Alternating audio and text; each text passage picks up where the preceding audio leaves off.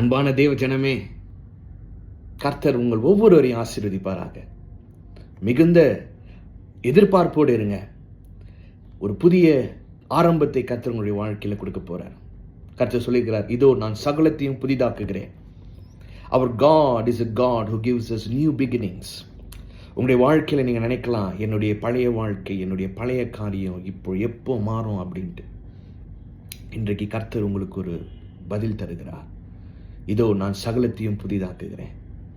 எங்களுடைய வாழ்க்கையில் இருக்கிற எல்லா பழைய நிலைமையை கர்த்தர் மாற்றி ஒரு புதிய ஆரம்பத்தை, ஒரு புதிய துவக்கத்தை, ஒரு புதிய சாப்டர் உங்களுடைய வாழ்க்கையில் ஆண்டவர் திறக்க போறார். புதிய வாசல்களை கர்த்தர் திறக்க போகிறார். கர்த்தரை நம்பிக்கொள்ளுங்க, கர்த்தரை பற்றி கொள்ளுங்க, கர்த்தருடைய நாமத்தின் மேல நம்பிக்கையா விசுவாசமா இருங்க.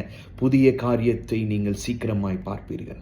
கர்த்தர் உங்கள் ஒவ்வொருவரையும் ஆசீர்வதிப்பாராக. God bless you.